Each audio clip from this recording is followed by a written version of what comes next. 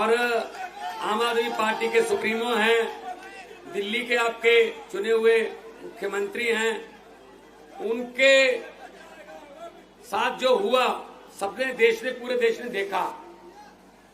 उसी सिलसिले में कल बाहर आए, जब उसी सिलसिले में आज प्रेस कॉन्फ्रेंस रखी थी, लेकिन ये प्रेस कॉन्फ्रेंस कहीं से भी लग नहीं रही है, ये तो एक रैली बन गई है, बहुत बड़ी जनसभा बन गई। तो अरविंद जी, संजय सिंह जी, हमारी पूरी दिल्ली की लीडरशिप, कैबिनेट, सबका सबसे पहले बहुत बहुत आभार भी व्यक्त करता हूं। मुझे बुलाया, यहां मान सम्मान दिया, और सबसे ज्यादा धन्यवाद करता हूं दिल्ली के इन क्रांतिकारी लोगों का, जो संकट की घड़ी में आम आदमी पार्टी के साथ चट्टान की तरह डटे रहे। सबका धन्यवाद।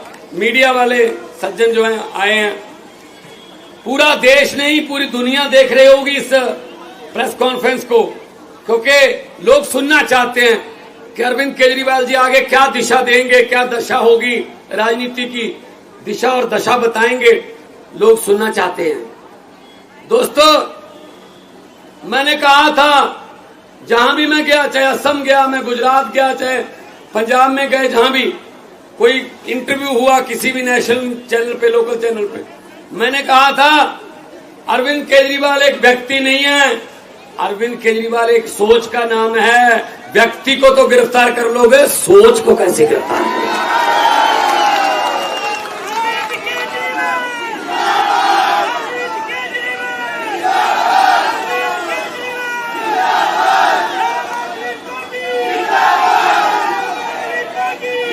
बिल्कुल बिल्कुल, आपको प्रॉपर मौका मिलेगा भड़ास निकालने का, पूरा मौका देंगे। वो देखो कितना अच्छा नारा लिखा हुआ है, बीजेपी का बुरा हाल, बाहर आ गए केजरीवाल। आपका यूथ विंग है, उन्होंने लिखा है। तो दोस्तों, तानाशाही का एक ही काल, केजरीवाल केजरीवाल।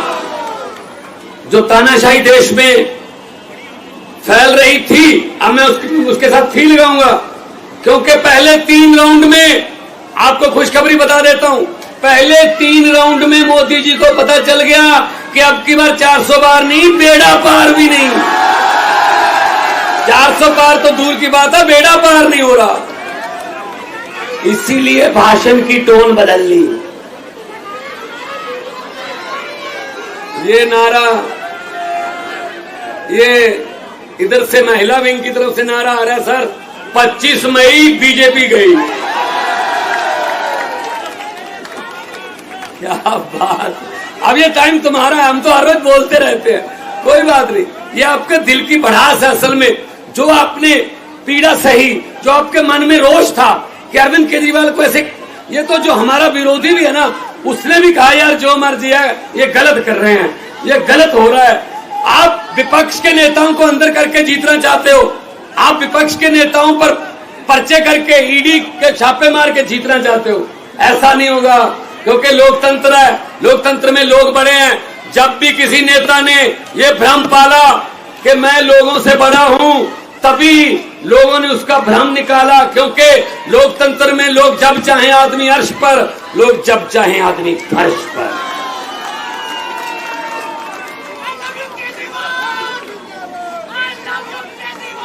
लव यू केजरीवाल कह रहे हैं सर लव यू केजरीवाल आ रहा है।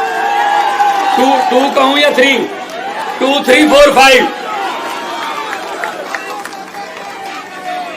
देखो, आम आदमी पार्टी के इस दफ्तर में कितनी खुशी है आज, क्योंकि हमारे नेता, लोकप्रिय नेता, हमारे बॉस बाहर आ गए, ये खुशी है। साइड में यहां से 100 मीटर दूर सन्नाटा छाया हुआ, भाई साहब एक दूसरे को पूछ रहे हैं ये कैसे हो गया। वो कहते मुझे तो आप नहीं पता कैसे हो गया, अब क्या करेंगे? कहते मैंने तो खुद नहीं पता क्या करेंगे अब। तो दोस्तों, अब हमारी जिम्मेदारी बढ़ गई है, क्योंकि सिर्फ 20 दिन रह गए। दिल्ली में तो 25 को है, पंजाब में 1 को चुनाव है, 30 तारीख तक चुनाव जो है कर सकते हैं, 20 दिन है। अब हमें जहां 12 घंटे काम करते थे, हमें 18 घंटे काम करना है, और इस देश में मेरे 32 दांत हैं। मेरी बात बहुत बार कही हुई सच हो जाती है। मैंने परसों एक फंक्शन में जलंधर के पास शाहकोट कस्बा है, वहां कहा था कि लाइट माथे लग रही है, 32 दांत हैं। अगर सब कुछ ठीक रहा, हमारा बब्बर शेर कल बाहर आ रहा है, तो कल बाहर आ गया। और मैं एक और बात बतानी चाहता हूं, 32 दांत है भाई साहब। 4 जून को तैयारी कर लीजिए, 4 जून को सेंटर में आम आदमी पार्टी के बिना सरकार नहीं बन पाएगी। हमारी सरकार बनेगी, आपका हिस्सा होगा देश की सरकार में। यह दिन देखने के लिए बैठे थे हम, यह दिन देखने के लिए। सबसे ज्यादा वफादारी, जो वफादारी है, जो लॉयल्टी है, वो तब परखी जाती है जब आदमी पर कोई संकट का समय आता है। जो संकट के समय साथ खड़े रहते हैं वो ऑर्गेनिक होते हैं, जैसे कि आप हैं, आप ऑर्गेनिक हो। कुछ लोगों ने संकट के समय छोड़ भी दिया, चलो जाओ, भला होया लड़ नेड़े छुट्टिया, उम्र ना बीती सारी, लगदी नालों टुटदी चंगी, बेकदरां दी यारी। सो वीरो, दोस्तों, आपका जो साथ है ये हमें थकने नहीं देता, हमें थकावट नहीं है। अरविंद केजरीवाल अभी कुछ घंटे पहले आए हैं, आते ही कहा कहां कहां प्रोग्राम लगे हुए हैं। तो मैंने कहा जी मेरे तो वैसे ईस्ट में और आज साउथ में, साउथ और ईस्ट में मेरे रोड शो थे, पहले से प्लान थे। अरविंद जी आ गए तो उन्होंने कहा मैं भी चलूंगा वहां पे। तो आज ईस्ट और साउथ में जो रहने वाले हैं उनको मैसेज दे दो, आज अरविंद केजरीवाल एक बार फिर बैटिंग करने के लिए उसी पिच पे आ गए हैं। वो आउट नहीं हुए थे, रिटायर्ड हट हुए थे। थोड़ी देर के लिए उनको बैटिंग से थोड़ा दूर कर दिया था, लेकिन बल्ला भी वही है, पिच भी वही है, और सबसे बड़ी बात यह है छक्के और चौके भी वही हैं, ग्राउंड भी वही है। तो आज साउथ और ईस्ट में आते ही काम पे लग गए। ऐसा नेता देखा कोई? नहीं तो जेल से आके 10-10 दिन तो मिलते ही नहीं है कि जी मैं जेल से आया हूं, पता नहीं क्या कहते। नहीं, छोड़ो जेल, मुझे मेरे लोग मिलाओ, मैं अपने लोगों से आंखों से आंखें डालकर उनकी बात करना चाहिए। ऐसा नेता होना चाहिए।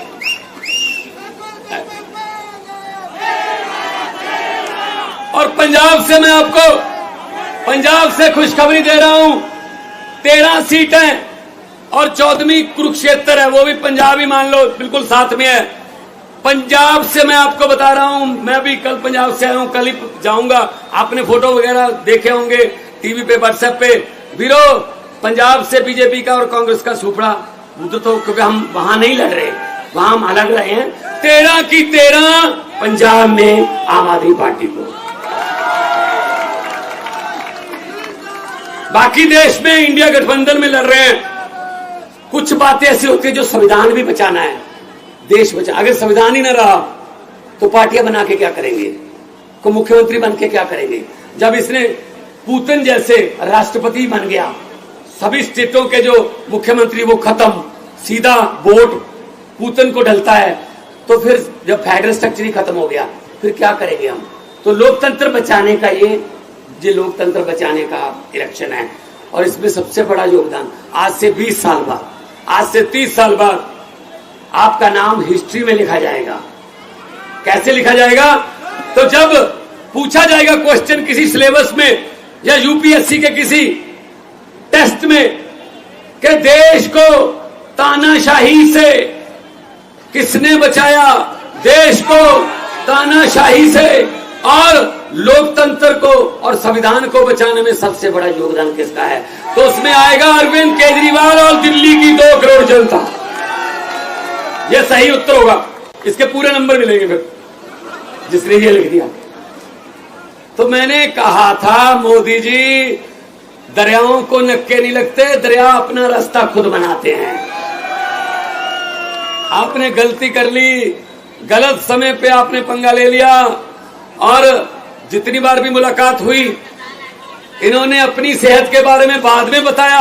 पहले ये पूछा दिल्ली वालों का क्या हाल है, पहले ये पूछा कोई ऐसा ऑर्डर तो नहीं कर दिया जिससे दिल्ली के लोगों को भी दिक्कत होती हो, पंजाब में कैसा चल रहा है, गेहूं की पैदावार कैसी है, मंडियों से गेहूं उठा लिया, सब कुछ, इनको लोगों की चिंता ज्यादा रहती थी। जेल के ताले टूट गए, जेल के ताले टूट गए। अरे भाई साहब, भाई साहब, ऐसे किसी सोच को आप पिंजरे में कैद नहीं कर सकते। तो आज बुरा हाल है। आज उधर भाई साहब सन्नाटे छाए हुए हैं भाषण की। एक मिनट बाद में कर, मैं जज्बात समझता हूं। भाषण की टोन बदल गई। अरे 10 साल राज आम आदमी पार्टी 8 साल के कामों पर वोट मांग रही है। मैं पंजाब में सिर्फ 2 साल के कामों पर वोट मांग रहा हूं, सिर्फ 2 साल। 43,000 नौकरियां, 90% घरों को बिजली का बिल फ्री, और साथ में पानी, नहरी पानी और बिजली और गेहूं और फसलों का उठाना, मंडियों से किसान को कोई परेशानी नहीं है, राशन घर घर पे, और करोड़ रुपया सम्मान शहीदों के जो परिवार है उनका मान सम्मान जो शहीद हो गया था। मैं अपने, और 16 टोल प्लाजे बंद कर दिए। 58,77,000 पर डे पंजाबियों का बच रहा है जी। 58,77,000। एक थर्मल प्लांट खरीद लिया, प्राइवेट थर्मल प्लांट सरकार ने खरीदा है। मोदी ने सब कुछ बेचा है, हमने खरीदा है। तो हम लोग नाम की राजनीति नहीं करते, हम काम की राजनीति करते हैं। हम अपने काम पे वोट मांग रहे हैं, लेकिन शर्म की बात है 10 साल बाद भी ऑलमोस्ट विदाउट विपक्ष, विपक्ष में अगर कोई बोलता था संजय सिंह जैसा, उठा के बाहर फेंक दो और बिल पास करो। हाँ वाले हाँ कहें, ना वाले ना कहें, हाँ वाले जीतू जो चलो, ऐसे काम किया। फिर भी 10 साल बाद अगर प्रधानमंत्री को मंगलसूत्र के नाम पे वोट मांगने पड़े, ये शर्म की बात है, शर्म की बात। कोई काम गिना दो, कोई काम किया, कोई नौकरी दी, कोई अस्पताल बनाया, कोई स्कूल बनाया, नहीं, ये काम ही नहीं। हिंदी में 1.5 लाख लफ्ज हैं, अक्षर हिंदी के। भाषाएं इधर उधर से अडॉप्ट भी करती हैं, तो कर करा के 6.5 लाख है हिंदी के पास। हिंदी भाषा में 6.5 लाख के आसपास अक्षर हैं, लेकिन शब्द बोलते हैं, हाँ शब्द बोलते हैं। तो 6.5 लाख है हिंदी के पास शब्द, लेकिन प्रधानमंत्री के पास 10-12 हैं बस।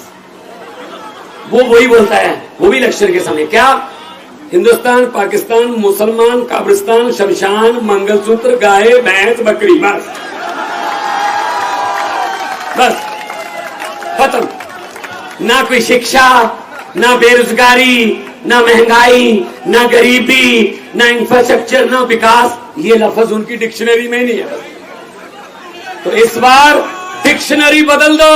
जिनकी डिक्शनरी में शिक्षा है, जिनकी डिक्शनरी में इलाज है, जिनकी डिक्शनरी में बिजली फ्री है, जिनकी डिक्शनरी में इंफ्रास्ट्रक्चर है, जिनकी डिक्शनरी में विकास है, उनके साथ उनका साथ दो।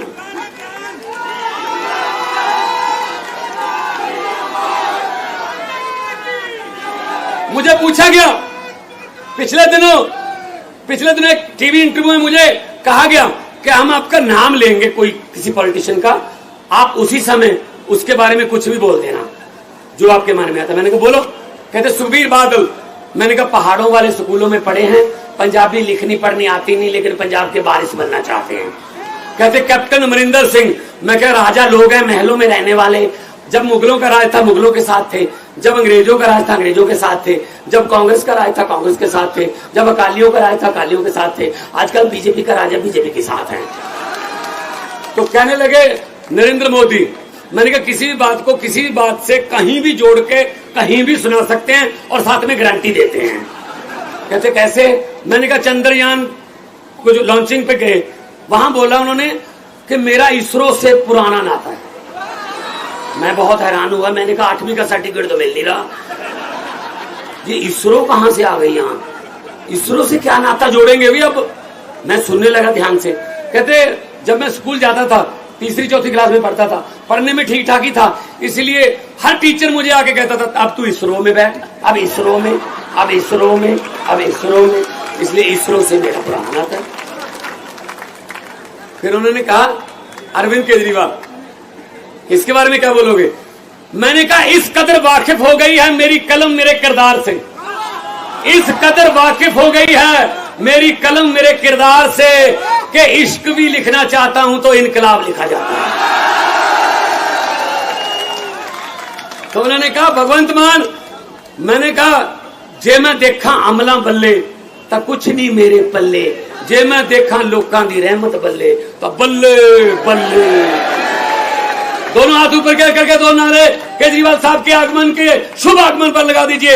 इनकलाब, ये साथ में दफ्तर है, इनके शीशे हिला दो, इनके दोनों थोड़ा और जोर से। इनकलाब, इनकलाब, भारत माता की वंदे, बोले सोनिहाल। बहुत बहुत धन्यवाद, बहुत बहुत शुक्रिया, आपने इतना प्यार सत्कार से सुना। बहुत बहुत धन्यवाद मान साहब। अब बिना विलंब के मैं उस शख्स को बुलाना चाहूंगा जिसने जब भी राजनीति में एंट्री करी है तो बड़ा भूचाल आया इस देश की राजनीति में। पहली बार जब एंट्री किया तो दिल्ली में और पंजाब में ईमानदार राजनीति का जन्म हुआ।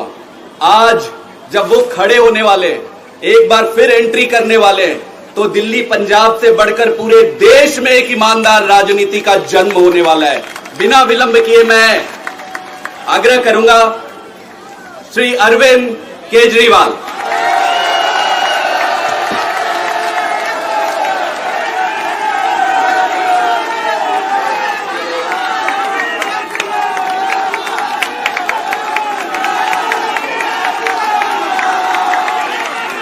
भारत माता की, भारत माता की, इनकलाब, वंदे वंदे।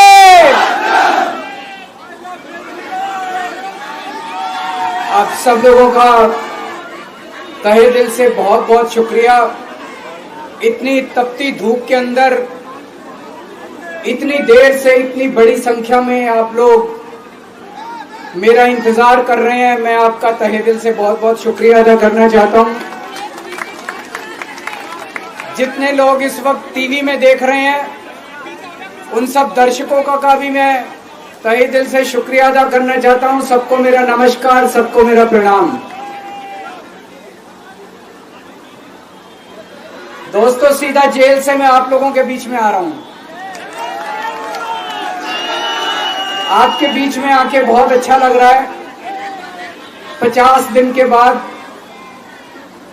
अभी अभी मैं, मेरी पत्नी, भगवंत मान साहब, हम लोग कनॉट प्लेस में हनुमान मंदिर में गए थे। हनुमान जी का आशीर्वाद लिया, उनके दर्शन किए, फिर शिव जी के मंदिर गए, शनि जी महाराज के पास गए, उनका सबका आशीर्वाद लिया। बजरंग बली की खूब कृपा है हमारे ऊपर, हमारी पार्टी के ऊपर, देशवासियों के ऊपर। उन्हीं की कृपा से आज अचानक मैं आप लोगों के बीच में हूं। नहीं तो किसी को उम्मीद नहीं थी कि चुनाव के बीच में मैं जेल से बाहर आ जाऊंगा, लेकिन ऊपर बजरंग बली की कृपा है, हनुमान जी की कृपा है हम लोगों के ऊपर, और चमत्कार हुआ और आज मैं आप लोगों के बीच में हूं। दोस्तों, हमारी आम आदमी पार्टी एक छोटी सी पार्टी है, 2 राज्यों के अंदर है, अभी 10 साल पुरानी पार्टी है। हमारी पार्टी को कुचलने में, खत्म करने में प्रधानमंत्री जी ने कोई कसर नहीं छोड़ी। एक साथ हमारी पार्टी के 4 टॉप के नेता जेल भेज दिए एक साथ। अरविंद केजरीवाल, मनीष सिसोदिया, संजय सिंह, सतिंदर जैन। बड़ी बड़ी पार्टियों के अगर 4 टॉप के नेता जेल चले जाएं, पार्टी खत्म हो जाती है। आम आदमी पार्टी के 4 टॉप के नेता इन्होंने जेल भेज दिया। उन्होंने सोचा कि पार्टी खत्म हो जाएगी, लेकिन ये पार्टी नहीं है, ये एक सोच है। जितना ये खत्म करना चाहते हैं उतना ये बढ़ती जाती है, उतना ये बढ़ती जाती है। ये क्रश करना चाहते हैं प्रधानमंत्री जी आम आदमी पार्टी को। जो लोग मोदी जी से मिलने जाते हैं, वो कई लोग हमें भी जानते हैं, वो बाहर आके हमें बताते हैं कि आपके बारे में सबसे पहले मोदी जी से जो भी मिलने जाता है सबसे पहले वो केजरीवाल की और आम आदमी पार्टी की 10 से 15 मिनट बात करते हैं। उनको कहते हैं कि आने वाले समय के अंदर आम आदमी पार्टी ही देश को भविष्य देने वाली है, वो खुद भी मानते हैं। इसीलिए वो चाहते हैं कि आज ही आम आदमी पार्टी को बढ़ने से रोका जाए, इनको कुचल दिया जाए। ये तानाशाही है। अगर उनको लगता है कि आम आदमी पार्टी आने वाले समय में बीजेपी को चैलेंज देने वाली है, आप अच्छे काम करो, आप देश को भविष्य दो। आज आपकी सरकार है केंद्र के अंदर, आप देश के लिए काम करोगे, आम आदमी पार्टी को कोई पूछेगा ही नहीं। लेकिन आप कुछ काम नहीं करो और आम आदमी पार्टी को कुचल दो, ये जनतंत्र नहीं है, ये इस देश की जनता पसंद नहीं करती। इन्होंने आम आदमी पार्टी को कुचलने में कोई कसर नहीं छोड़ी। छोटे से लोग हैं हम लोग, छोटी सी पार्टी है। 75 साल के अंदर इस कदर किसी पार्टी को और उसके नेताओं को प्रताड़ित नहीं किया गया जिस तरह से प्रधानमंत्री मोदी जी ने आम आदमी पार्टी को प्रताड़ित करने की कोशिश की है। मेरे को इन्होंने जेल भेज दिया। प्रधानमंत्री जी कह रहे हैं मैं भ्रष्टाचार से लड़ रहा हूं। देश के सबसे बड़े चोर, उचक्के और डकैतों को इन्होंने अपनी पार्टी में शामिल कर लिया। जिन लोगों को 10 दिन पहले मोदी जी कहते थे 70,000 करोड़ का इसने घोटाला कर दिया, थोड़े दिन के बाद उसी आदमी को अपनी पार्टी में शामिल करके किसी को डिप्टी सीएम बना देते हैं, किसी को मंत्री बना देते हैं और उनके सारे ईडी और सीबीआई के मामले खत्म कर देते हैं और कहते हैं मैं भ्रष्टाचार से लड़ रहा हूं। मैं मोदी जी को कहना चाहता हूं, भ्रष्टाचार से अगर लड़ाई लड़नी है तो केजरीवाल से सीखो। प्रधानमंत्री जी, भ्रष्टाचार के खिलाफ लड़ाई केजरीवाल ने लड़ी है। 2015 में जब दिल्ली में हमारी सरकार बनी थी, हमारे एक मंत्री का एक ऑडियो मेरे पास किसी ने व्हाट्सएप कर दिया। उस ऑडियो में मेरा मंत्री किसी दुकान वाले से 5 लाख रुपए मांग रहा था। किसी मीडिया वाले को नहीं पता था, विपक्ष को नहीं पता था, आप लोगों को याद होगा। मैंने अपने खुद मंत्री को सीबीआई के हवाले कर दिया, जेल भेज दिया था अपने मंत्री को। ये होती है भ्रष्टाचार के खिलाफ लड़ाई। पंजाब के अंदर मेरा एक मंत्री भ्रष्टाचार में, मेरे को पता चला कि वो पैसे मांग रहा है। वहां पे मान साहब ने उसको, किसी को भी, विपक्ष को नहीं पता था, मीडिया को नहीं पता था, हमने अपने मंत्री को उठा के जेल में भेज दिया।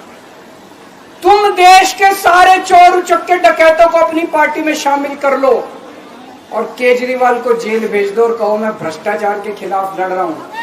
तो आप भ्रष्टाचार के खिलाफ नहीं लड़ रहे प्रधानमंत्री जी, आप देशवासियों को बेवकूफ मत समझो। देश बच्चे बच्चे की जुबान के ऊपर हो रहा है कि सारे चोर उचक्कों को अपनी पार्टी में शामिल करके और ईडी और सीबीआई के सारे केस उनके रफा दफा कर दो। केजरीवाल को क्यों गिरफ्तार किया?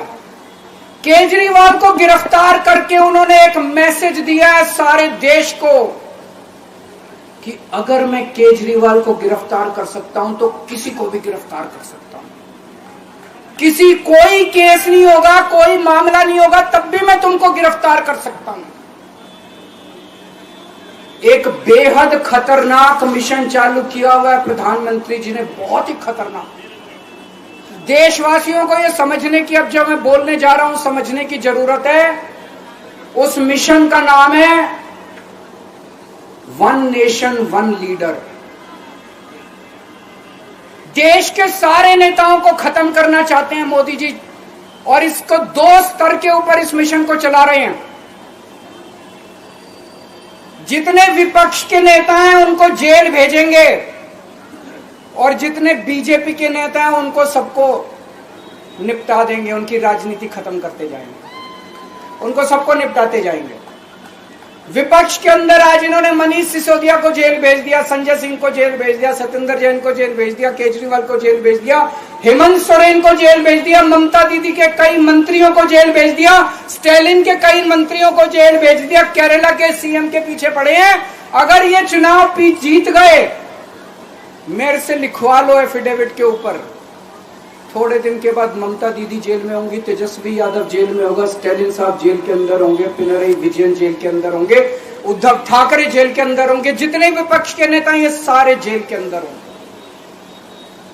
अगर ये चुनाव जीत गए, इन्होंने बीजेपी का एक नेता नहीं छोड़ा, आडवाणी जी की राजनीति खत्म कर दी इन्होंने, मुरली मनोहर जोशी की राजनीति खत्म कर दी, सुमित्रा महाजन की, शिवराज सिंह चौहान जिसने मध्य प्रदेश का चुनाव जीत के दिया इन लोगों ने, शिवराज सिंह चौहान ने उसको मुख्यमंत्री नहीं बनाया, उसकी राजनीति खत्म कर दी। वसुंधरा राजे की राजनीति खत्म कर दी इन्होंने, खट्टर साहब की राजनीति खत्म कर दी, डॉक्टर रमन सिंह की राजनीति खत्म कर दी।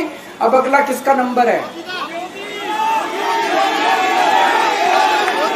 योगी आदित्यनाथ।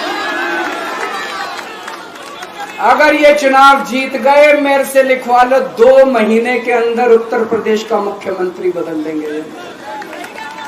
योगी आदित्यनाथ की राजनीति खत्म करेंगे, उनको भी निपटा देंगे। यही तानाशाही है दोस्तों। 1 नेशन 1 लीडर ये चाहते हैं, एक ही तानाशाह इस देश के अंदर बचेगा, एक ही तानाशाह इस देश के अंदर बचेगा। हमारा देश बहुत महान है, 4000 5000 साल पुराना हमारा देश है।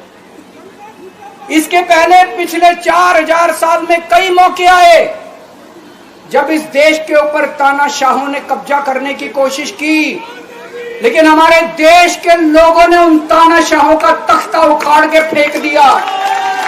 जब जब हमारे देश में ऐसा मौका आया कि तानाशाह ने हमारे देश के ऊपर कब्जा करने की कोशिश की, इस देश की जनता ने उसका तख्ता उखाड़ के फेंक दिया। आज एक तानाशाह इस देश से जनतंत्र खत्म करना चाहता है, आज एक तानाशाह इस देश से लोकशाही खत्म करना चाहता है। मैं पूरे तन मन धन से लड़ रहा हूं, संघर्ष कर रहा हूं उस तानाशाह के खिलाफ। 140 करोड़ लोगों का साथ चाहता हूं मैं। मेरे अकेले के करने से नहीं होगा। 140 आज मैं आप लोगों से भीख मांगने के लिए आया हूं, 140 करोड़ लोगों से, 140 करोड़ लोगों से भीख मांगने के लिए आया हूं। मेरे देश को बचा लो, मेरे भारतवर्ष को बचा लो, मेरा भारत बहुत महान है। इस तानाशाही से बचा लो मेरे दोस्त, मेरे देश को।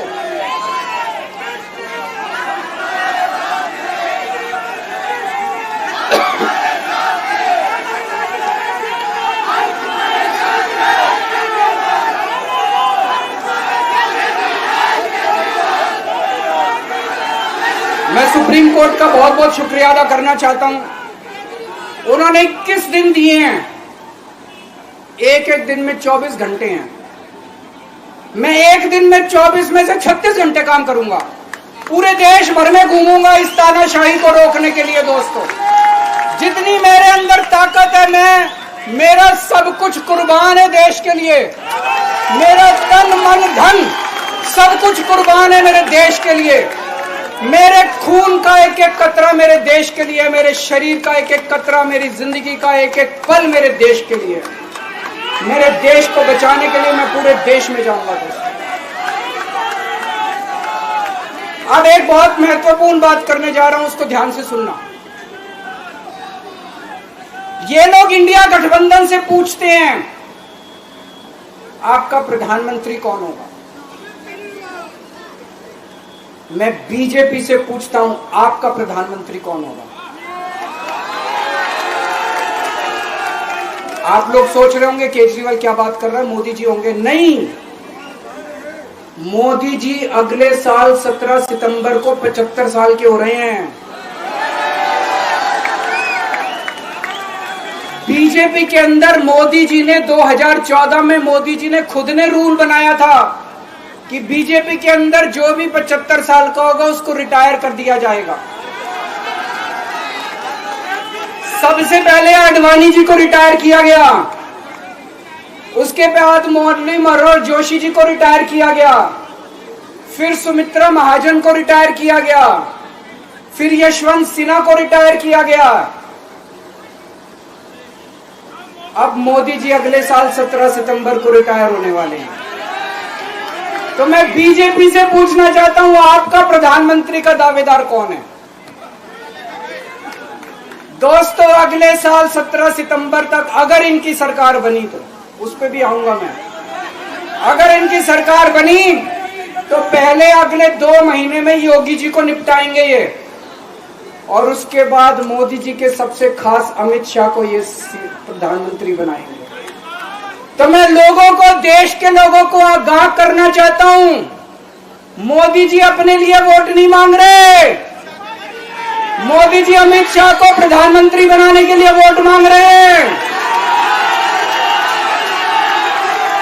मैं पूछना चाहता हूं मोदी जी से और अमित शाह जी से, ये मोदी की गारंटी पूरी कौन करेगा? क्या अमित शाह मोदी की गारंटी पूरी करेंगे? जब आप अगर जो वैसे तो मेरे को लगता है, मैं भी आऊंगा उसके ऊपर, मुझे नहीं लगता इनकी सरकार बन रही है,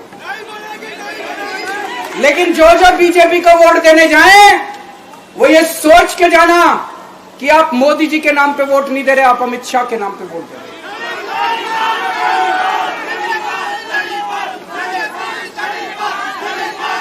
अब एक खुशखबरी है आप लोगों के लिए, अब एक खुशखबरी है, सबको बता देना, जो मैंने बातें कही है बड़ी सोच समझ के कही है, वहां बैठ के यही सोच रहा था 50 दिन से।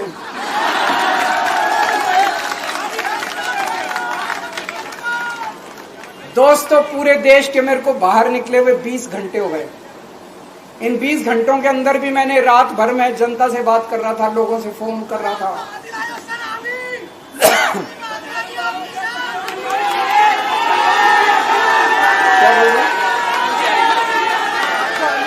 रात को आंधी आई थी,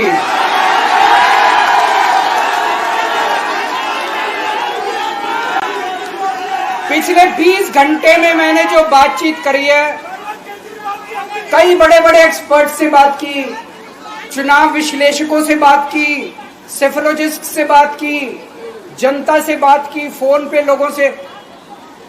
मेरा अपना आकलन है कि 4 जून के बाद इनकी सरकार नहीं बन रही, मोदी सरकार नहीं बन रही।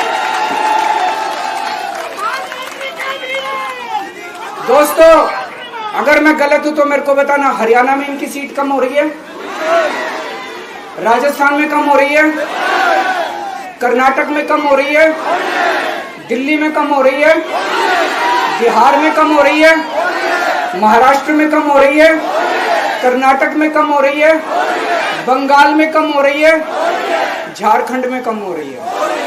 बढ़ कहां रही है? यूपी में कम हो रही है, बढ़ कहां रही है? बड़े एक भी जगह इनकी सीटें नहीं बढ़ रही हैं। मेरा अपना मानना है, और सट्टा बाजार में भी वो जो चल रहा है, इनकी 220 से 230 के बीच में सीट आ रही है, उससे ज्यादा सीट नहीं आ रही। मोदी सरकार नहीं बन रही है, केंद्र में इंडिया गठबंधन की सरकार बन रही है। आम आदमी पार्टी उस सरकार का हिस्सा होगी, दिल्ली को पूर्ण राज्य दिलाएंगे। दिल्ली का एलजी लोगों का एलजी होगा, दिल्ली का एलजी दिल्ली वालों का एलजी होगा। गुजरात से आया हुआ है अभी, दिल्ली के लोगों का एलजी होगा, दिल्ली के लोगों का विकास होगा। एक और पॉइंट है, जब मैं जेल के अंदर था तो कुछ लोगों ने यह मुद्दा उठाया, केजरीवाल सीएम पद से इस्तीफा क्यों नहीं देता। दोस्तों, केजरीवाल को कभी किसी पद का लालच नहीं हुआ। मैं अब मंत्री, मुख्यमंत्री, प्रधानमंत्री ये सब बनने नहीं आया। इनकम टैक्स में कमिश्नर की नौकरी करता था।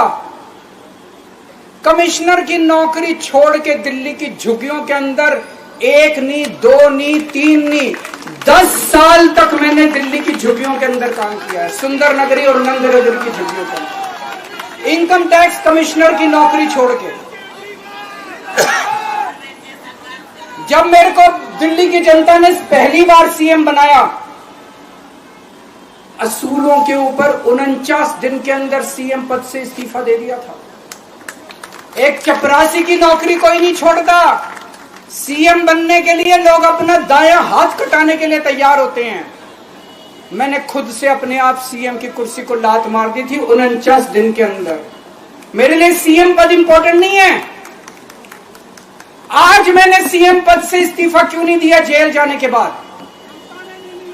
दोस्तों, पिछले 75 साल में भारतवर्ष में इतने राज्यों के चुनाव हुए, दिल्ली के अंदर सबसे ऐतिहासिक बहुमत से आम आदमी पार्टी जीती। 55-56% वोट, एक बार 67 सीट, एक बार 62 सीट। इतने भारी बहुमत से आज तक कोई राज्य की सरकार 75 साल में नहीं जीती। इतने भारी बहुमत से जीतने के बावजूद झूठा केस, अब उनको पता है वो हमें हरा नहीं सकते दिल्ली के अंदर। उन्हें पता अगले 20 साल तक दिल्ली में आम आदमी पार्टी को कोई नहीं हरा सकता। तो उन्होंने एक षड्यंत्र रचा, राजनीतिक षड्यंत्र रचा। केजरीवाल को झूठे केस में जेल भेज दो, केजरीवाल को इस्तीफा देना पड़ेगा, केजरीवाल की सरकार गिर जाएगी। उन्होंने ये षड्यंत्र रचा। मैंने कहा मैं भी इस्तीफा नहीं दूंगा। तुम अगर जनतंत्र को जेल में कैद करोगे तो जनतंत्र जेल से चला के दिखाएंगे। दोस्तों, सरकार भी जेल से चला के दिखाएंगे। कतई इस्तीफा, तुम्हारे ट्रैप में फंसने वाले नहीं हम। ये अगर हेमंत सोरेन साहब को भी इस्तीफा नहीं देना चाहिए था, जेल से सरकार चलानी चाहिए। अगर हमने इस्तीफा दे दिया, ये तो बड़ा अच्छा इनके लिए। जिस राज्य के अंदर ये चुनाव हारेंगे उसके मुख्यमंत्री को पकड़ के जेल में डाल दो, सरकार गिरा दो। उसके मुख्यमंत्री को पकड़ के जेल में डाल दो, सरकार। आज मैं अगर दिल्ली की जेल के अंदर रह के दिल्ली की जेल से इस्तीफा नहीं दे रहा, वो इस तानाशाही के खिलाफ संघर्ष कर रहा हूं, इसको समझ लेना। केजरीवाल को किसी पद का लालच नहीं है। सीएम तो 100 सीएम की कुर्सी देश के नाम कुर्बान है। मुझे पता चला मेरे जेल जाने से बहुत लोग भावुक हुए, खासकर मेरी माँ, बहनें, महिलाएं बहुत रोई। कईयों ने बहुत मन्नतें मांगी। मैं सबका बहुत बहुत शुक्रिया अदा करना चाहता हूं जिन लोगों ने अपनी दुआएं, करोड़ों लोगों ने अपनी दुआएं भेजी हैं। पूरी दुनिया भर से करोड़ों लोगों ने दुआएं भेजी। उन्हीं के आशीर्वाद का कमाल है कि आज मैं आप लोगों के बीच में हूं। आप लोग सब लोग सुखी रहें, देश खूब तरक्की करे, फले फूले, आप सब लोग खूब खुश रहें, ऐसी मेरी प्रभु से इच्छा है। भारत माता की।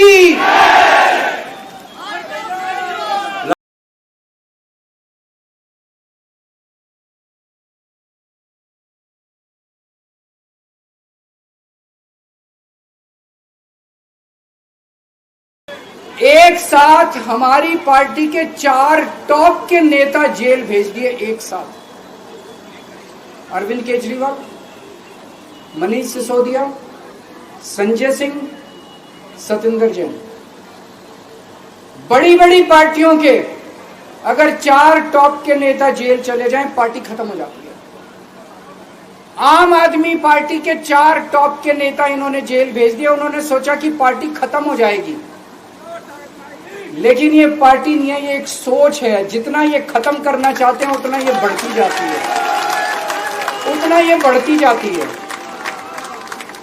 ये क्रश करना चाहते हैं प्रधानमंत्री जी आम आदमी पार्टी को।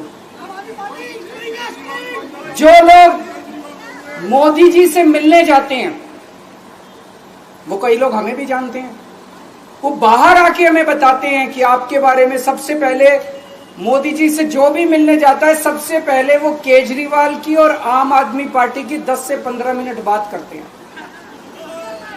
उनको कहते हैं कि आने वाले समय के अंदर आम आदमी पार्टी ही देश को भविष्य देने वाली है। वो खुद भी मानते हैं। इसीलिए वो चाहते हैं कि आज ही आम आदमी पार्टी को बढ़ने से रोका जाए, इनको कुचल दिया जाए। ये तानाशाही है। अगर उनको लगता है कि आम आदमी पार्टी आने वाले समय में बीजेपी को चैलेंज देने वाली है, आप अच्छे काम करो, आप देश को भविष्य दो।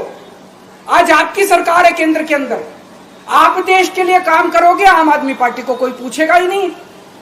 लेकिन आप कुछ काम नहीं करो और आम आदमी पार्टी को कुचल दो, ये जनतंत्र नहीं है, ये इस देश की जनता पसंद नहीं करती। इन्होंने आम आदमी पार्टी को कुचलने में कोई कसर नहीं छोड़ी। छोटे से लोग हैं हम लोग, छोटी सी पार्टी है। 75 साल के अंदर इस कदर किसी पार्टी को और उसके नेताओं को प्रताड़ित नहीं किया गया जिस तरह से प्रधानमंत्री मोदी जी ने आम आदमी पार्टी को प्रताड़ित करने की कोशिश की है। मेरे को इन्होंने जेल भेज दिया। प्रधानमंत्री जी कह रहे हैं मैं भ्रष्टाचार से लड़ रहा हूं। देश के सबसे बड़े चोर, उचक्के और डकैतों को खत्म करने में प्रधानमंत्री जी ने कोई कसर नहीं छोड़ी। एक साथ हमारी पार्टी के 4 टॉप के नेता जेल भेज दिए एक साथ। अरविंद केजरीवाल, मनीष सिसोदिया, संजय सिंह, सतिंदर जैन। बड़ी बड़ी पार्टियों के अगर 4 टॉप के नेता जेल चले जाएं, पार्टी खत्म हो जाती है। आम आदमी पार्टी के 4 टॉप के नेता इन्होंने जेल भेज दिए। उन्होंने सोचा कि पार्टी खत्म हो जाएगी, लेकिन ये पार्टी नहीं है, ये एक सोच है। जितना ये खत्म करना चाहते हैं उतना ये बढ़ती जाती है, उतना ये बढ़ती जाती है। ये क्रश करना चाहते हैं प्रधानमंत्री जी आम आदमी पार्टी को। जो लोग मोदी जी से मिलने जाते हैं, वो कई लोग हमें भी जानते हैं, वो बाहर आके हमें बताते हैं कि आपके बारे में सबसे पहले मोदी जी से जो भी मिलने जाता है, सबसे पहले वो केजरीवाल की और आम आदमी पार्टी की 10 से 15 मिनट बात करते हैं। उनको कहते हैं कि आने वाले समय के अंदर आम आदमी पार्टी ही देश को भविष्य देने वाली है। वो खुद भी मानते हैं। इसीलिए वो चाहते हैं कि आज ही आम आदमी पार्टी को बढ़ने से रोका जाए, इनको कुचल दिया जाए। ये तानाशाही है। अगर उनको लगता है कि आम आदमी पार्टी आने वाले समय में बीजेपी को चैलेंज देने वाली है, आप अच्छे काम करो, आप देश को भविष्य दो। आज आपकी सरकार है केंद्र के अंदर, आप देश के लिए काम करोगे, आम आदमी पार्टी को कोई पूछेगा ही नहीं।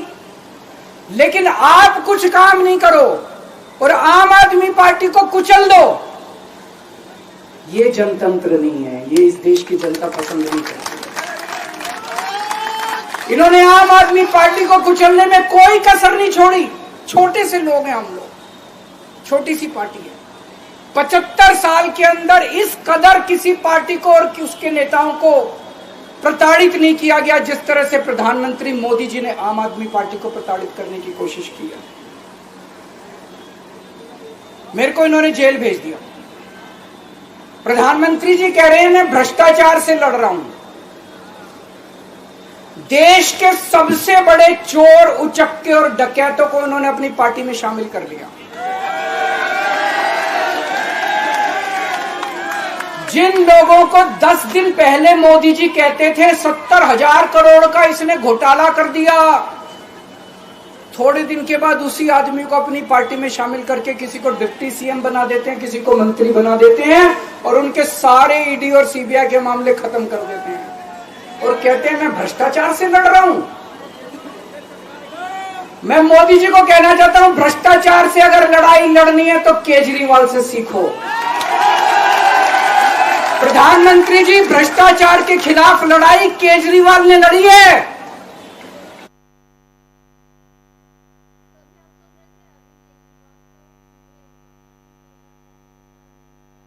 जुड़ चुके हैं और तमाम दर्शक आप सबका मैं स्वागत करती हूं। अभी आप सुन रहे थे अरविंद केजरीवाल को। कल अरविंद केजरीवाल को सुप्रीम कोर्ट से जमानत मिल गई। अरविंद केजरीवाल बाहर आए और उसके बाद आज सुबह उन्होंने हनुमान मंदिर में जाकर, कनॉट प्लेस में, जो दिल्ली में कनॉट प्लेस में हनुमान मंदिर में जाकर उन्होंने पूजा की और इस वक्त उसके बाद उन्होंने एक प्रेस कॉन्फ्रेंस की, अपना भाषण दिया। पंजाब के सीएम भगवंत मान का भी भाषण इससे पहले आप लोगों ने सुना।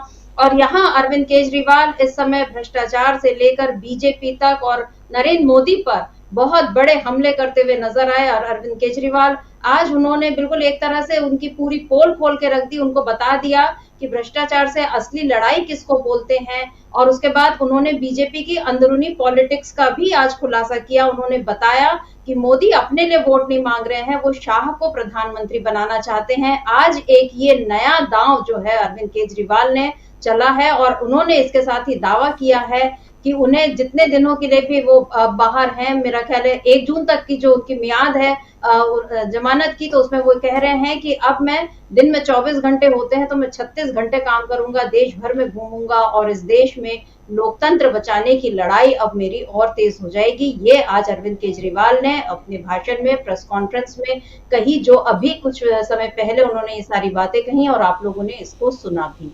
अमरेंदु जी, आज का ये जो अरविंद केजरीवाल का जो भाषण है काफी जोशीला। इससे पहले हमने देखा था कि आम आदमी पार्टी के राज्यसभा सांसद संजय सिंह जब जेल से बाहर आए थे तो उनका भी भाषण कुछ इतना ही जोशीला था। लेकिन आज अरविंद केजरीवाल के लिए तो एक अलग ही माहौल, एक अलग बिल्कुल बोलना चाहिए कि आम आदमी पार्टी के कार्यकर्ताओं में एक नई जिंदगी, नई ऊर्जा, नया जोश भरते हुए दिखा, क्योंकि उन्हें इंतजार था। वो तो लगातार अरविंद केजरीवाल के बाहर आने का इंतजार कर ही रहे थे और आज केजरीवाल ने उनकी उम्मीदों पर खरा उतरते हुए ऐसा भाषण दिया कि उनके सबके जोश जो है वो दुगने हो गए। आपको क्या लगता है, बीजेपी तो कल से वैसे ही परेशान है, हम देख रहे हैं कि लगातार जो प्रतिक्रियाएं आ रही हैं, अरविंद केजरीवाल को जमानत मिलने पर उन्हें पूरी उम्मीद थी कि केजरीवाल जेल से बाहर नहीं आएंगे, उन्हें किसी न किसी तरह अंदर रखा जा सकेगा, लेकिन ऐसा नहीं हुआ।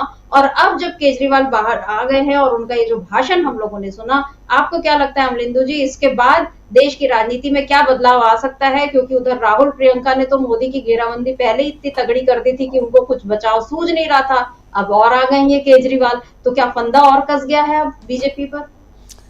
समिता जी, बीजेपी पे फंदा बहुत ज़बरदस्त तरीके से कस गया है और भारतीय जनता पार्टी जो है वो एक तरीके से कहा जाए बहुत असहाय महसूस करेगी अपने को।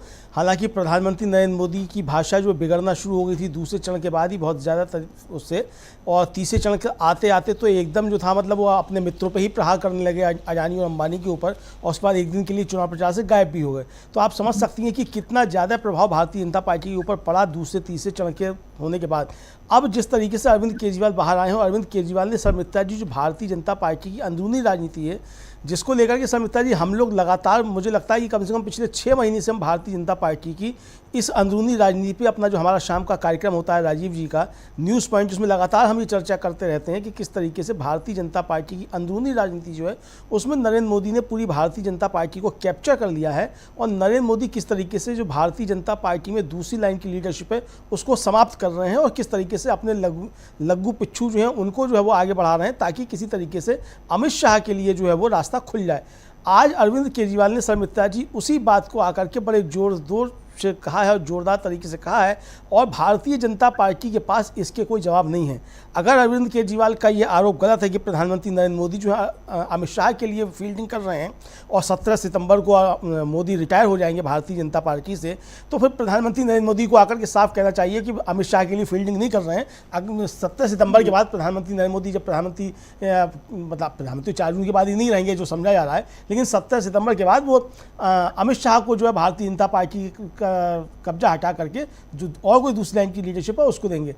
नरेंद्र मोदी को अपना उत्तराधिकारी बताना चाहिए कि उनका उत्तराधिकारी कौन है। और आज ये सवाल जिस तरीके से अरविंद केजरीवाल ने उठाया समिता जी, ये संदेश बड़ी दूर दूर तक जाएगा और ये एक तरीके से कहा जाए कि जो आज सुबह गए थे अरविंद केजरीवाल हनुमान मंदिर, और हनुमान जी किस लिए प्रसिद्ध हैं कि रावण की लंका में आग लगाने के लिए हनुमान जी प्रसिद्ध हैं।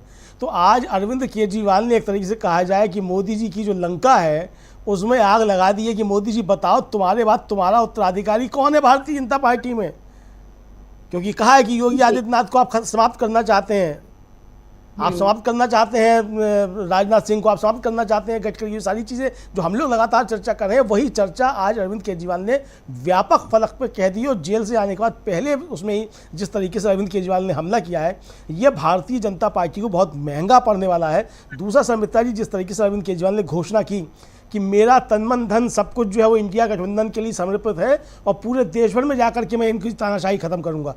तो ये जो अभी तक बातें भारतीय जनता पार्टी करती थी, ये उसके लिए बहुत ज़्यादा संकट करने वाला है कि अरविंद केजरीवाल को जो है वो और कांग्रेस के बीच में बातें नहीं बन पाएंगी। पंजाब में अलग अलग लड़ रहे हैं, बीच में बातें नहीं हैं। लेकिन जिस तरीके से कल कन्हैया कुमार ने ज्वाइंट बैठक की है तमाम दलों के कार्यकर्ताओं की, और आज अरविंद केजरीवाल के इस कार्यक्रम में जब वो गए मंदिर, तमाम दलों के इंडिया गठबंधन के जो कार्यकर्ता शामिल थे, उससे ये साफ संकेत चला गया है कि इंडिया गठबंधन मजबूत है। अरविंद केजरीवाल इंडिया गठबंधन की मजबूती के लिए अब काम करेंगे। 21 दिन वो जेल से बाहर हैं और 21 दिनों में वो भारतीय जनता पार्टी की लंका में घूम घूम के इसी तरीके से आग लगाते रहेंगे, जिसकी शुरुआत आज अरविंद केजरीवाल ने कर दी है सुमित्रा जी। बिल्कुल, क्योंकि इंडिया गठबंधन की एकता की बात तो यहाँ नजर आई ही। अभी राहुल गांधी अखिलेश यादव की जो संयुक्त सभा हुई थी कन्नौज में, और उसमें संजय सिंह भी मौजूद थे, तो हम लोगों ने देखा कि किस तरह से राहुल गांधी संजय सिंह से मिले, उन्हें साथ बैठाया। और इसके संकेत तो सबसे पहले तभी मिल गए थे जब रामलीला मैदान में रैली हुई थी और कल्पना सोरेन थी उसमें और सुनीता केजरीवाल थी, और सुनीता केजरीवाल के साथ सोनिया गांधी बैठी थी। और जब राहुल गांधी ने आकर उन्हें कहा भी था कि आप वहां बैठे, तो उन्होंने कहा नहीं, मैं यहाँ बैठी हूँ अभी। तो इसी से एक बड़ा संकेत चला गया था कि ठीक है, पहले आम आदमी पार्टी और कांग्रेस के बीच जो भी कड़वाहट रही है या राजनीतिक प्रतिद्वंदिता, वो अभी भी पंजाब में तो कायम है ही। वहां पर तो लोग ये दावे कर रहे हैं कि हमारी पूरी सीटें आएंगी, कि हमारी पूरी सीटें आएंगी, लेकिन यही आम आदमी पार्टी और कांग्रेस दिल्ली में एक साथ मिलकर लड़ रहे हैं। और कन्हैया कुमार ने कल संयुक्त उन लोगों की बैठक की, लेकिन उसके पहले जब कन्हैया कुमार अपना पर्चा दाखिल कर रहे थे, तो उस समय आम आदमी पार्टी के नेता गोपाल राय उनके साथ मौजूद थे। तो ये संकेत तो वो लगातार सारे लोग दे ही रहे हैं, और इससे ये पता चल रहा है कि न केवल दिल्ली बल्कि अब पूरे इंडिया में भी घूम घूम कर अरविंद केजरीवाल जो है वो प्रचार करेंगे। और जाहिर है आप तो हर जगह नहीं लड़ रही है, लेकिन हर जगह जहां जहां भी कांग्रेस लड़ रही है, समाजवादी पार्टी या बाकी तमाम दल, उनके लिए अरविंद केजरीवाल जो है वो प्रचार करेंगे। और इस प्रचार में वो क्या कहेंगे, इसकी एक वानगी आज हमको देखने मिल गई, क्योंकि अब उन्होंने सीधे उस मुद्दे पर मोदी जी को घेरा है जिस मुद्दे को मोदी अब तक अपना ट्रम्प कार्ड मान रहे थे, यानी वो भ्रष्टाचार के मुद्दे पर। जब लोगों को ये बताने की कोशिश करते हैं कि मेरे राज में कोई भी भ्रष्टाचारी नहीं बचेगा, तो अब इंडिया गठबंधन के नेता वो तमाम लिस्ट और फोटो सामने रख देते हैं जिसमें मोदी उन नेताओं के साथ है जिन पर पहले भ्रष्टाचार के आरोप लगते रहे, लेकिन उन पर ईडी की कार्रवाई हुई, सीबी की कार्रवाई हुई, और उसके बाद वो नेता जो हैं बीजेपी के साथी हो गए और उन्होंने अपने दलों से बगावत कर ली। लेकिन जिन नेताओं ने बगावत नहीं की, जिन नेताओं ने बीजेपी के आगे झुकना स्वीकार नहीं किया, उन नेताओं को जेल में भेजा गया। अरविंद केजरीवाल खुद इसकी मिसाल हैं। अब लोगों को इंतजार है हेमंत सोरेन के भी बाहर आने का, और हो सकता है कि सुप्रीम कोर्ट इस तरह वहां से अदालत से इस पर भी कोई फैसला आ जाए। लेकिन फिलहाल बात हो रही है अरविंद केजरीवाल की, जो कि कल जेल से बाहर आए। और हमने देखा कि पहले संजय सिंह जब जेल से बाहर आए थे, तब भी माहौल बड़ा जबरदस्त बन चुका था। आम आदमी पार्टी के नेताओं में, कार्यकर्ताओं में बहुत जोश भर गया था। और संजय सिंह के बाहर आने के बाद आम आदमी पार्टी ने सामूहिक उपवास करना और बैठक करना, ये सब शुरू किया। संजय सिंह खुद देश भर में घूम रहे हैं, उन पर ये उन्हें भी शराब घोटाले में ही भर्ती किया, अंदर किया गया था। और अभी आज अरविंद केजरीवाल ने ये कहा कि उन्होंने एक बड़ा आरोप लगाया अमलेंदु जी बीजेपी पर, मोदी पर, कि उन्होंने आम आदमी पार्टी को खत्म करने की कोशिश की। उन्होंने ये सोचा कि हमारे 4 बड़े नेता जेल में डाले गए हैं, लेकिन हमारी पार्टी खत्म नहीं हुई। आपको क्या लगता है, क्या मतलब ये कोशिश कांग्रेस पर भी हुई, लेकिन राहुल गांधी नहीं झुक रहे? अब उनके डरो मत का नारा जो है, क्या वो फैलता जा रहा है, बढ़ता जा रहा है? और अब यहाँ से अरविंद केजरीवाल आज से जिस तरह से प्रचार में जुट चुके हैं, उसके बाद आपको क्या लगता है? क्योंकि मोदी अभी ये बोल रहे थे, मेरा ख्याल है उड़ीसा में उन्होंने ये कहा कि इस बार बहुत अभूतपूर्व नतीजे आएंगे, पहले से भी ज्यादा मतलब बीजेपी सीटें लाएगी और अपना रिकॉर्ड तोड़ेगी। लेकिन यहाँ तो आज अरविंद केजरीवाल ने अपने लोगों से पूछा, बताओ कहाँ कहाँ सीटें कम हो रही हैं? दिल्ली में हो रही है, हाँ हो रही है, बिहार में हाँ हो रही है, तमाम राज्य उन्होंने गिना दिए। आपको क्या लगता है कि बीजेपी की, क्योंकि अब देखिए 3 चरण का मतदान तो हो चुका है, परसों चौथे चरण का चुनाव है, कल मतलब परसों जो चुनाव होने वाला है, उस पर अब इसका क्या असर पड़ सकता है? इसका सर मित्रा जी जो परसों चुनाव होने वाला है उस पर ज़बरदस्त तरीके से असर पड़ेगा। और अरविंद केजरीवाल ने जिस तरीके से हमले किए हैं और जैसे उन्होंने सवाल किया कि अपने कार्यकर्ताओं से, जैसे आप भी बता रही हैं कि अपने कार्यकर्ताओं से उन्होंने सवाल किया बताओ इनकी सीटें कहाँ कहाँ कम हो रही हैं, फिर सारे उन्होंने राज्य गिनाए जहाँ जहाँ मतलब इनकी लगभग 100% सीटें इनको मिली हैं जिन राज्यों से, वो सारे नाम उन्होंने गिनाए कि बताओ यहाँ कम हो रही हैं कि नहीं, यहाँ कम हो रही हैं कि नहीं। सबने बताया कि यहाँ, आखिर में कहा कि उत्तर प्रदेश कहा कि वहाँ भी कम हो रही हैं। यानी सब जगह जब सीटें कम हो रही हैं तो बढ़ कहाँ रही हैं इनकी सीटें। और सविता जी हम लोग लगातार इसी बात की चर्चा कर रहे हैं कि किस तरीके से भारतीय जनता पार्टी गंभीर संकट में है। ऐसा कोई राज्य नहीं है जहां भारतीय जनता पार्टी की सीटें कम नहीं हो रही हो, जबरदस्त तरीके से कम हो रही हैं। मतलब बिहार जहां 40 में से 39 सीटें बीजेपी के गठबंधन के पास थी, वहां बीजेपी बहुत बुरी स्थिति में है। दहाई के आंकड़े तक भी गठबंधन पहुंचेगा कि नहीं पहुंचेगा कहा नहीं जा सकता है। उत्तर प्रदेश में भी दहाई के आंकड़े तक ये गठबंधन पहुंचेगा बीजेपी का कि नहीं पहुंचेगा अभी नहीं कहा जा सकता। महाराष्ट्र में बहुत बुरी स्थिति है। स्थिति ये है कि प्रधानमंत्री को एक एक लोकसभा क्षेत्र में 2-2 बार जाकर के सभाएं करनी पड़ रही हैं। यानी प्रधानमंत्री अगर लोकसभा के चुनाव में पंचायत स्तर का चुनाव अगर लड़ने लग जाएं तो आप समझ लीजिए कि कितने गंभीर संकट में भारतीय जनता पार्टी फंसी हुई है। ये जो 2 महीने लंबा जो चुनाव रखवाया गया चुनाव आयोग के जरिए, ये इसीलिए रखवाया गया ताकि भारतीय जनता पार्टी को पहले से ये एहसास था कि बहुत स्थिति खराब है, भारतीय जनता पार्टी की 100 सीटें भी नहीं आ रही हैं। ये उनको पहले से एहसास है और तमाम सूचनाएं उनके पास जो उनकी एजेंसियां उनके जरिए पहुंच रही है कि 100 सीटें भी भारतीय जनता पार्टी की नहीं आ रही हैं। इसलिए भारतीय जनता पार्टी ने तमाम साम दाम दंड भेद जो हो सकता है उसके जरिए सारी कोशिशें की। जिस तरीके से तमाम जगहों पर प्रत्याशियों के नामांकन खारिज कराए गए और निर्विरोध चुनाव लड़ने की कोशिश की। आप देखिए जिस इंदौर में कांग्रेस के प्रत्याशी का नामांकन वापस कराया गया, इस चरण में सबसे ज़्यादा प्रत्याशी उसी इंदौर में मौजूद हैं अभी भी। और अब वहाँ बात चल रही है कि नोटा बटन दबाया जाएगा। तो यानी नोटा का अगर समिता जी वहाँ वोट जो है भारतीय जनता पार्टी से ज़्यादा का निकल आएंगे तो आप समझिए कि क्या स्थिति भारतीय जनता पार्टी की होगी।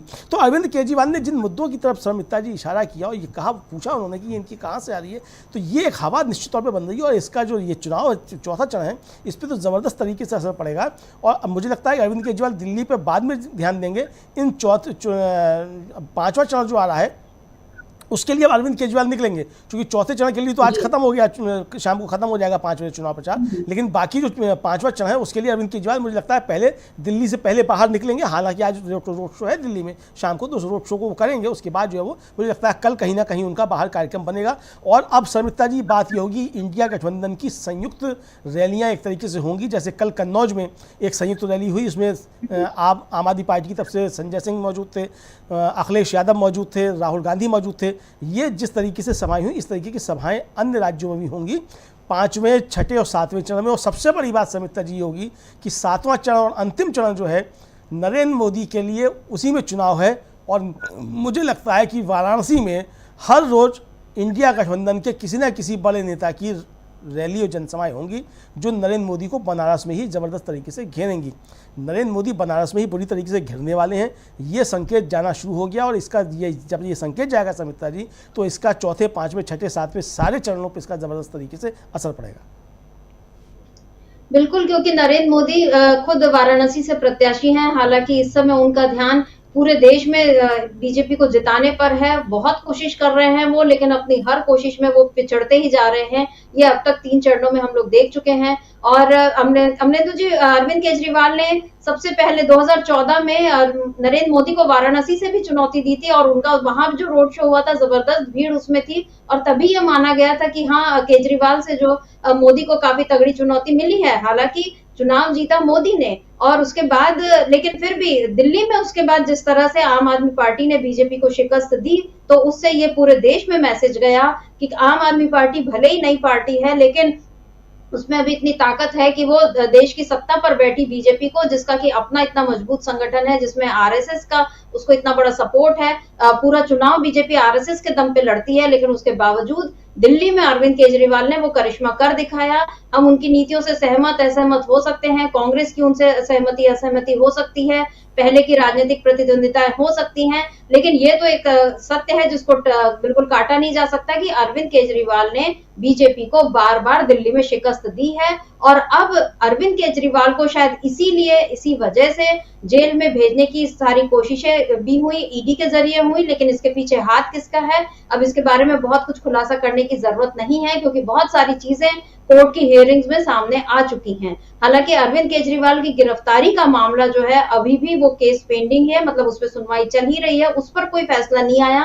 हम आपको बता दें कि कल जो अरविंद केजरीवाल को जमानत मिली वो सुप्रीम कोर्ट से उसकी पहल से मिली, क्योंकि कोर्ट का ये मानना था कि हाँ, उन्हें चुनाव प्रचार के लिए रोका नहीं जा सकता। अरविंद केजरीवाल इस समय चुनाव प्रचार के लिए बाहर हैं बतौर मुख्यमंत्री। वो अभी किन्हीं कागजों पर साइन नहीं करेंगे। ये अदालत ने जो शर्तें लगाई हैं उसमें एक शर्त ये भी है, और 1 जून तक अरविंद केजरीवाल को छूट मिली हुई है, जमानत मिली हुई है। 2 जून को उन्हें वापस आत्मसमर्पण करना पड़ेगा, मतलब सरेंडर करना पड़ेगा, और वो फिर से जेल में जा सकते हैं। लेकिन 2 जून तक अभी काफी वक्त है, बहुत सारी चीजें इस दरमियान बदलनी है। अमरेंदु जी, अभी आप बात कर रहे थे 5वें चरण की, और 5वें चरण में ही अमेठी और रायबरेली में भी चुनाव होना है। वहां पर भी जब कांग्रेस के मुकाबले आम आदमी पार्टी खड़ी होती थी तो उसने इन 2 सीटों पर भी अपने प्रत्याशी खड़े किए, और वहां उसका काफी कुछ जनाधार तैयार हो चुका है।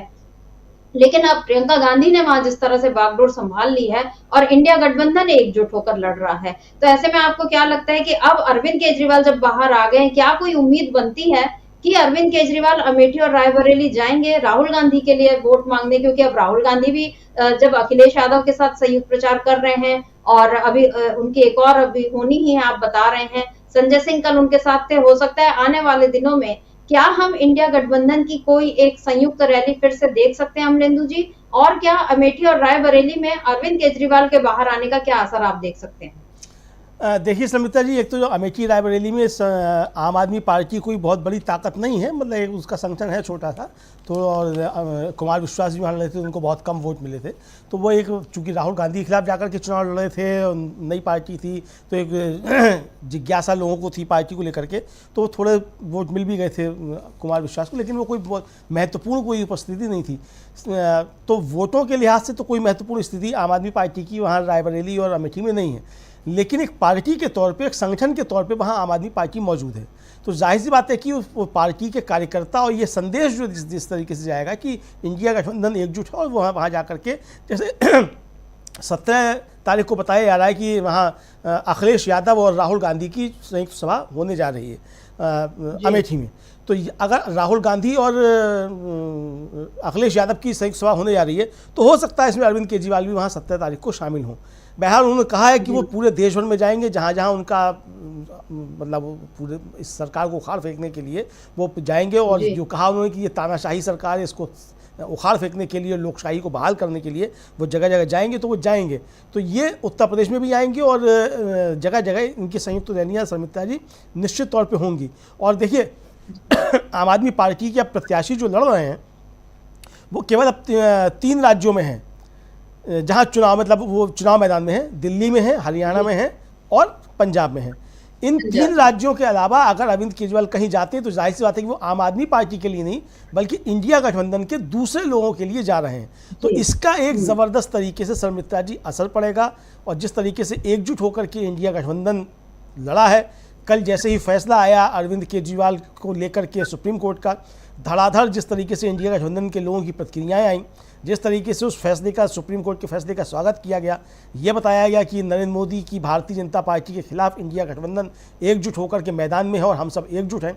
सबसे पहले जो ट्वीट आता है वो ममता बनर्जी का आता है, जबकि पश्चिम बंगाल में इंडिया गठबंधन के दलों के बीच में सीट शेयरिंग का फॉर्मूला तय नहीं हुआ, वहाँ सब अलग अलग लड़ रहे हैं।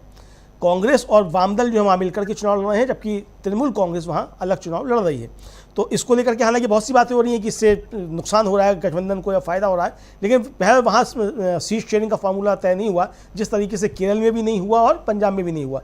3 राज्य ऐसे हैं जहाँ सीट शेयरिंग का फार्मूला नहीं निकल पाया और वहाँ अलग अलग लड़ रहे हैं। लेकिन इंडिया गठबंधन मतलब एक तरीके से वो एकजुट है। और आज भी पटना में जो ज्वाइंट प्रेस कॉन्फ्रेंस होने जा रही है, मल्लिकार्जुन खड़गे, लालू प्रसाद यादव, सीताराम येचुरी सब वहाँ मौजूद रहेंगे। तो इसका मतलब कि वो एक संदेश जिस तरीके से जगह जगह दिया जा रहा है कि सब एकजुट हैं और एकजुट होकर के लड़ रहे हैं, तो ये बड़ा एक अच्छा संदेश है। और चूँकि अभी तक लोगों को लगता ये था कि नरेंद्र मोदी के खिलाफ कौन होगा, कैसे कोई गठबंधन बनेगा, सब आपस में लड़ते रहते हैं, कैसे होगा, लेकिन जिस मजबूती के साथ ये गठबंधन बना शर्मिष्ठा जी, और उसके बाद तमाम मुद्दों पर यह गठबंधन एकजुट है, लगभग आम सहमति है चुनाव में जो मुद्दे हैं उनको लेकर के। अरविंद केजरीवाल, हेमंत सोरेन के मसलों को लेकर के जिस तरीके से ज़बरदस्त तरीके से इंडिया गठबंधन के लोग एकजुट हुए, रैलियां हुई। बिहार में जिस तरीके से सरकार जाने के बाद वहाँ ज़बरदस्त तरीके से रैली हुई, इसने सबने एक संदेश दिया कि इंडिया गठबंधन एकजुट है। सीट शेयरिंग को लेकर के अगर कहीं कोई विवाद है भी तो वो विवाद सीट शेयरिंग को लेकर के हैं, लेकिन इंडिया गठबंधन के तौर पे वो नहीं है। तो ये जब चुनाव आयोग से मिलने की बारी आई अरविंद केजरीवाल के मसले को लेकर के, ममता बनर्जी ने कहा कि हम इंडिया गठबंधन के सहयोगी हैं और कल हम अपना प्रतिनिधि भेजें। उनका प्रतिनिधि आयाबी डेरेक ओब्रायन उस गठबंधन उसमें शामिल हुए प्रतिनिधिमंडल में। तो ये जिस तरीके से इंडिया गठबंधन मजबूती के साथ एकजुट होकर के चुनाव मैदान में जा रहा है, ये भारतीय जनता पार्टी के लिए परेशानी पैदा करने वाला है। आज जिन मुद्दों को लेकर के, देखिए राहुल गांधी जिन मुद्दों को उठाते हैं, राहुल गांधी आर्थिक नीतियों को लेकर के या सरकार की नीतियों को लेकर के, किस तरीके से रोजी रोटी रोजगार के मसले, उन मसलों को लेकर के, यानी मुद्दों की बात राहुल गांधी जो है वो उठा रहे हैं, उस पर सरकार को घेर रहे हैं। अरविंद केजरीवाल ने जिन मुद्दों को लेकर के सर मित्रा जी घेरा है, वो उनकी भारतीय जनता पार्टी की अंदरूनी राजनीति क्या है उसको लेकर के जबरदस्त तरीके से अरविंद केजरीवाल ने घेर दिया है। यानी अब नरेंद्र मोदी के सामने कई मोर्चे खुले हुए हैं, जिन मोर्चों पे नरेंद्र मोदी को जवाब देने हैं और ये तय करना है कि वो किस तरीके से इस रणनीति का जवाब देंगे। राहुल गांधी आर्थिक नीतियों को लेकर के, सरकार की नीतियां किस तरीके से देश को गड्ढे में ले जाया गया है, इसको लेकर के प्रहार कर रहे हैं, उनके जवाब देने हैं। अरविंद केजरीवाल ने भारतीय जनता पार्टी की जिस अंदरूनी राजनीति को लेकर के सवाल उठाए हैं उसके जवाब देने हैं।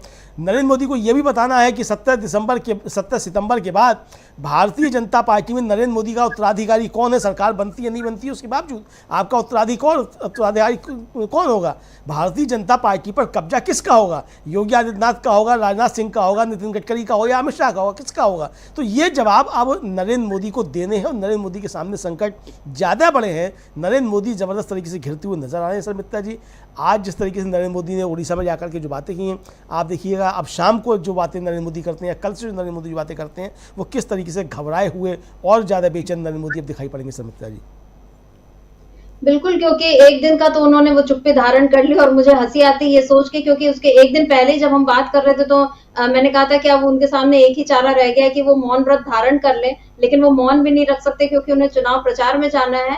लेकिन एक दिन बाद ही नरेंद्र मोदी ने कुछ भी नहीं कहा जब अदानी अंबानी के ऊपर उन्होंने बयान दिया, और उसके अगले दिन वो बिल्कुल खामोश हो गए। कोई रैली उन्होंने नहीं की, उन्हें समझ ही नहीं आया होगा शायद कि उनसे कहाँ कैसी बड़ी गलती हो गई। और इस पर कांग्रेस ने एक बड़ा मजेदार सा कार्टून, मतलब अपना विज्ञापन भी जारी किया है, और जिसको देखकर बीजेपी वाले भी शायद अपनी हंसी नहीं रोक पा रहे होंगे कि टेलीप्रॉम्प्टर ने भी कह दिया कि बस अब मुझसे झूठ और नहीं बोला जाता।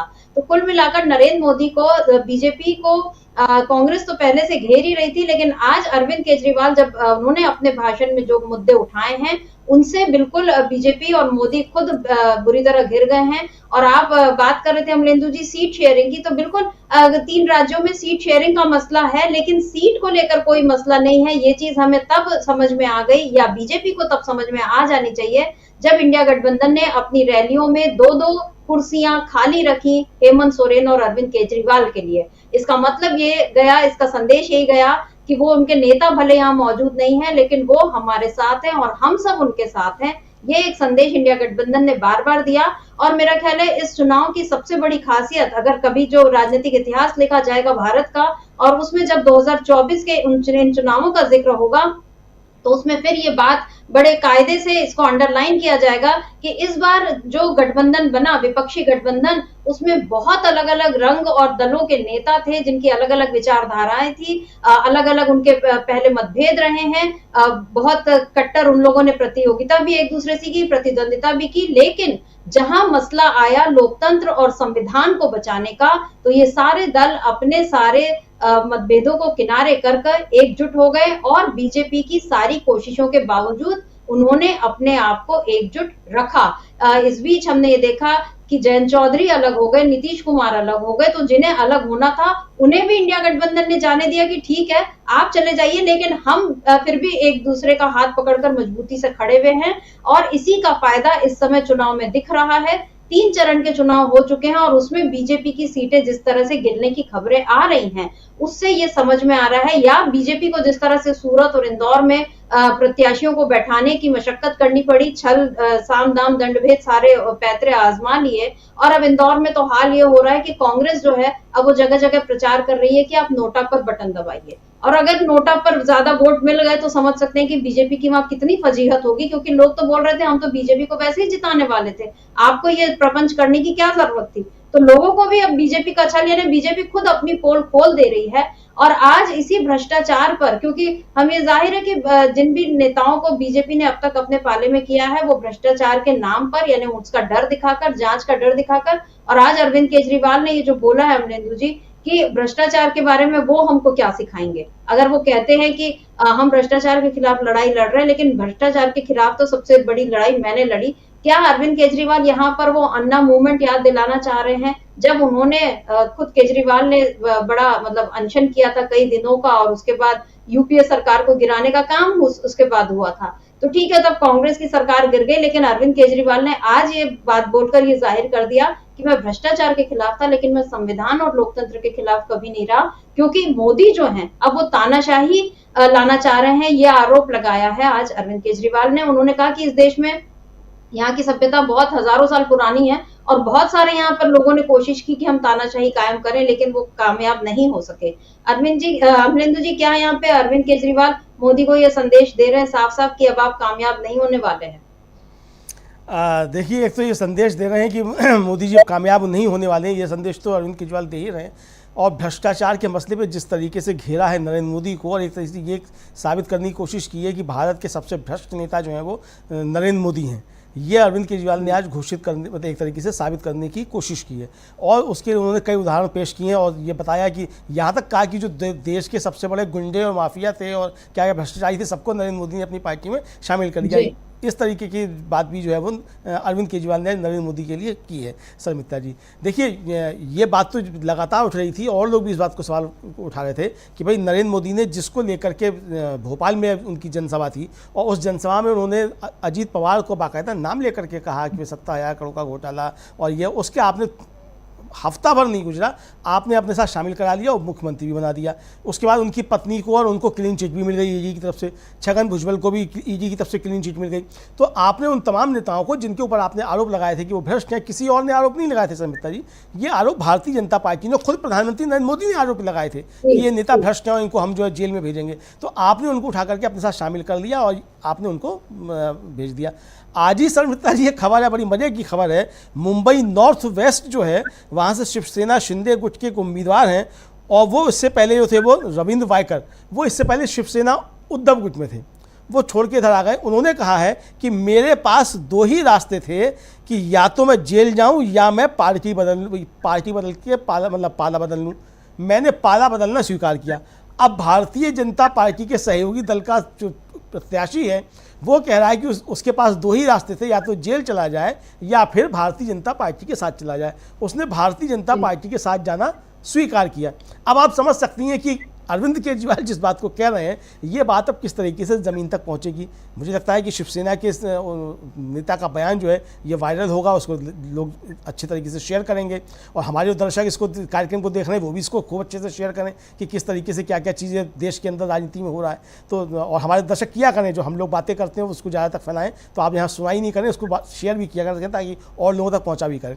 तो शर्मिष्ठा जी, ये जिस तरीके से देश के अंदर जो परिस्थितियाँ बन रही हो, अरविंद केजरीवाल, मैं फिर कह रहा हूँ कि राहुल गांधी जिन मुद्दों को लेकर के शर्मिष्ठा जी हमला करते हैं, वो मुद्दे आर्थिक नीतियां, सरकार की नीतियां, किस तरीके से रोजी रोटी, रोजगार, महंगाई, भ्रष्टाचार, इन सारे मुद्दों को लेकर के होता है कि उस पर राहुल गांधी पॉलिसीज को लेकर के प्रहार करते हैं। अरविंद केजरीवाल जो प्रहार करेंगे वो सीधे सीधे व्यक्तिगत तौर पे भी नरेंद्र मोदी पे प्रहार करेंगे, जिस तरीके से नरेंद्र मोदी खुल करके व्यक्तिगत प्रहार करते हैं।